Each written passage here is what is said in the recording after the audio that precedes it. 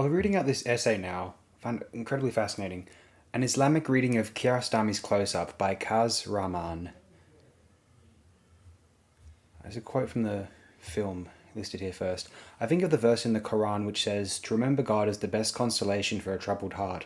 I feel the need when I'm depressed or overcome by worries, to express the anguish in my soul, all my sorrows that no one wants to hear about.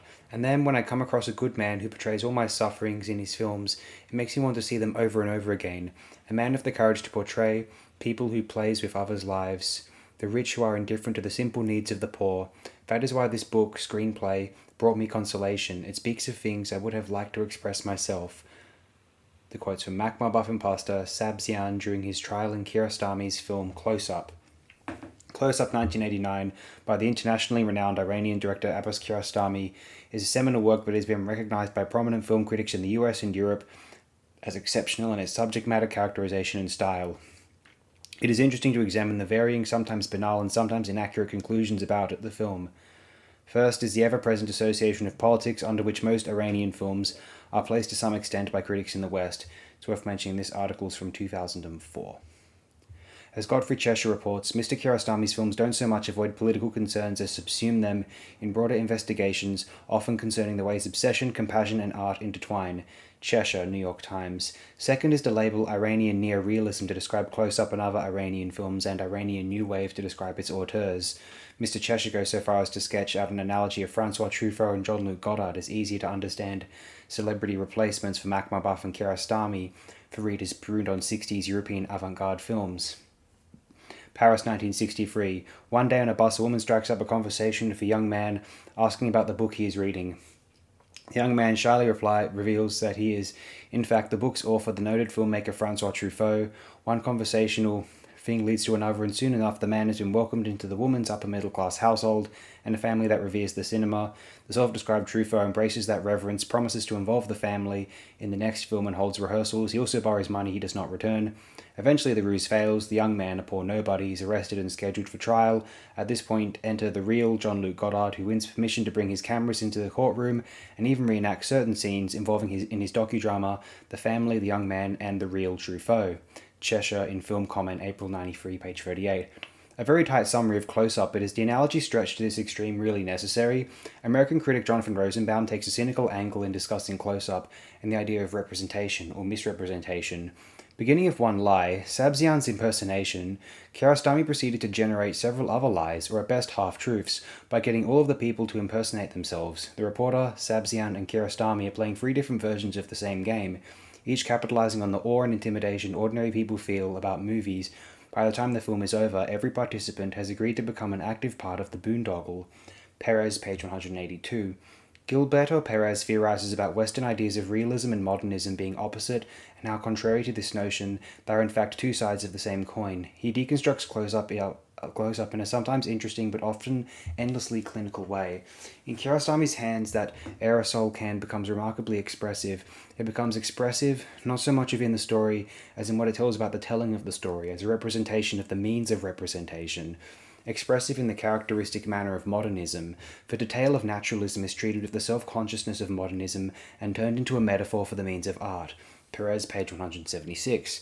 This analytical treatment of Close-Up with every gesture producing symbolism is again off the mark, as Kiarostami himself says, "That nothingness I wanted to include in my film. Some places in a movie there should be nothing happening, like in Close-Up where somebody kicks a can in the street, but I needed that nothing there." Nope 8, page 38.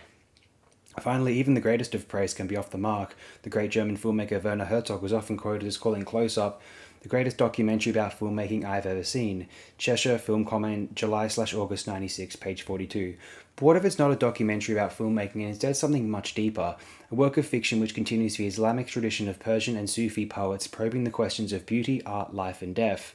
Placing Close-Up beside the aesthetic protocols of the classical Hollywood style, concerning subject matter, narrative, characterization, style, and ideology, may seem like comparing apples and oranges. However, it is useful in both distancing the work from the predictable associations of French and Italian films from the 60s, and in discovering the other more authentic sources the film has been informed by. The subject matter for Close-Up begins with a real incident Kiarostami read about. A man named Sabzian is arrested for impersonating director Mohsen Makhmalbaf and gaining access to the home of a bourgeois family in Tehran. This in itself is not entirely incompatible with the classical Hollywood style. The story begins with a reporter walking out of police headquarters and into a cab with two policemen. The audience quickly learns the situation. The reporter recounts to the cab driver the impersonation and fraud. The cab driver doesn't know who Abbas is, and then the conversation switches to the policemen, who turn out to be two non-threatening young men who are presumably doing their military service. The reporter stresses the importance of the story to be revealed, and the cab pulls up to the house. From here, however, the audience remains outside the action. The reporter goes in, comes out, and then the two policemen go in and come out with the arrested. But what would be the important subject matter in the classical Hollywood style is quickly toyed with and discarded for seemingly less significant things. The cab driver watches an airplane float above the sky. We learned earlier that he was in the Air Force, and then picks out some flowers, which sets a can loose rolling down the street. The viewer watches the can and then follows the reporter as he searches for a tape recorder. The cab long gone and filled with what the audience believes is the important story the reporter described. The opening credits roll as an image of the article "Bogus Abbas Arrested" hits the press. The opening sequence does in some ways follow the classical narrative of setting up the situation and story, but in other ways it diverges greatly. The reporter, who at the beginning seems to be taking the audience into the story, abruptly disappears and has little of consequence to add for the rest of the film. The poetic use of seemingly minor concerns, the plane, the search for a tape recorder, an exchange of money, and the flowers are part of the subject matter and will prove more important than the rest of the characters in this sequence except for Sabzian, who we barely see. There are similarities to the work of the 12th century Persian poet Sa'di, who recounted the experiences of travel and life and usually gave the mundane priority while understating the dramatic. Levy, page 116 to 126. Without any doubt, when he tugged at the cord, the idol would raise both hands in devotion. Abashed stood the Brahmin at seeing me thus. Disclosure brought shame on all happenings there. He fled, but I followed close on his heels, and headlong I threw him down into a well. Sa'di, Levy, page 122. Sa'di, recounting travels in India, is both humorous and understated as he justifies the crime.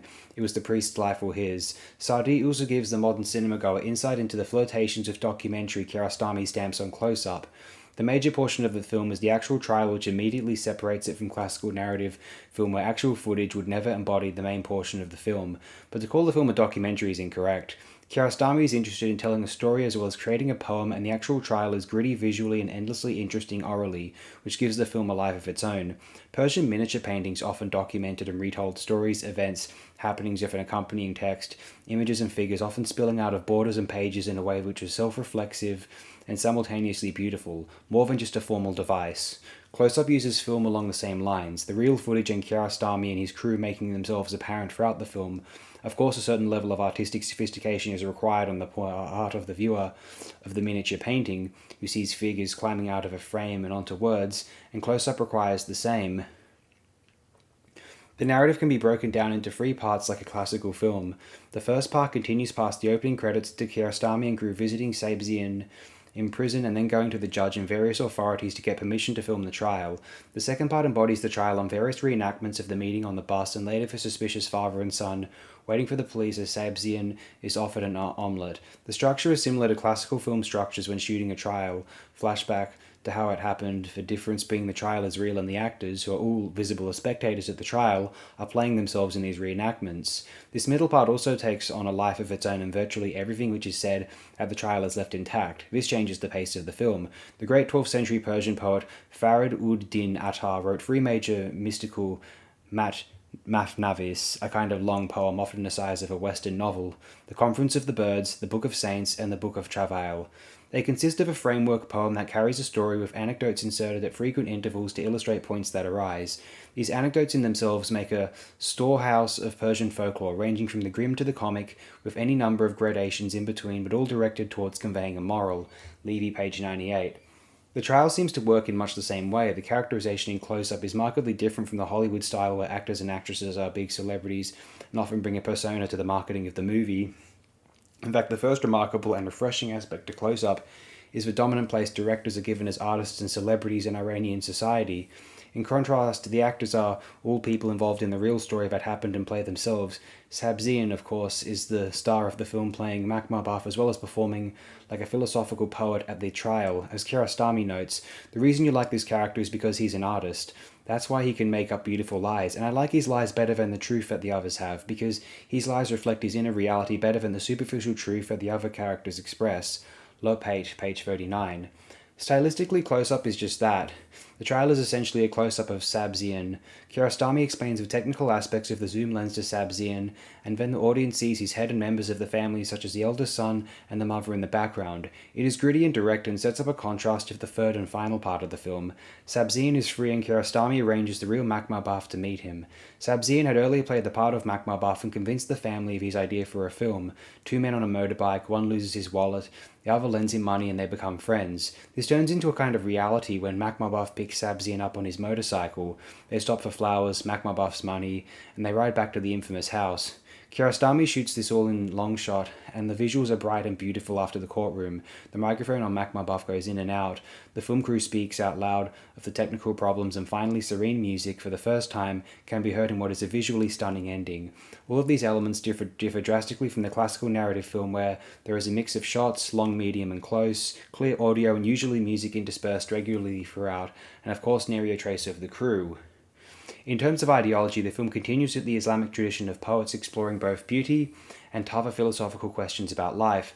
The classical Hollywood narrative film reflects the general mainstream culture and often propagates this of America in any given period. In contrast, Close-Up offers little in the way of politics or cultural propaganda. The trial itself is simply part of Islamic law, something which is 1,400 years old, yet still compatible with contemporary notions of democracy, and something which is also part of Iranian law. Mr. Kiarostami proceeds the way the Greek philosophers like Heraclitus do, or Chinese figures like Lao Tzu, or Japanese Zen poets like Basho. The poetry is completely linked with the philosophy. One of the French distributors who handled Kiarostami's work, Cheshire, New York Times. Again, the praise is off the mark. Kiarostami and Close-Up proceed the way Islamic and Sufi artists and poets like Sadi and Farid ud-Din Attar proceed. Kiarostami notes, "My films without doubt have very deep roots in the heart of Persian culture. Where else could they have their source? I also understand why the West finds this politically problematical." Hamid, page 22. Whereas the classical Hollywood film sources age-old Western cultural ideas, Close-Up comes from Islamic and Persian sources. What happened in Close-Up reminds me of one of our poets. He was a homeless guy with old torn clothing. He was just passing by a religious school and he heard some people reciting from the Quran in a beautiful voice. So he stood there listening for a while, and then he was so fascinated that he banged on the door. They opened the door and he told them that he had really enjoyed their recitation. "How did you learn to sing so beautifully?" When they looked at him, they thought this guy's nobody, so they tried to kid him, saying, "It's not a problem. All we did was go over there to that icy pool, we broke the ice and dove in. When we re-emerged, we could recite like that." He actually followed what they told him and dove into the water, and when he came out, they were worried that he was going to catch a cold or die. As they were drying him off, he said, "Okay, now you can bring me the Quran." He started reciting just as beautifully as they had. This is such a wonderful story, and I think something like that happened in this movie, in the sense that everybody got what he wanted. Kiarostami, Lopate, page 39.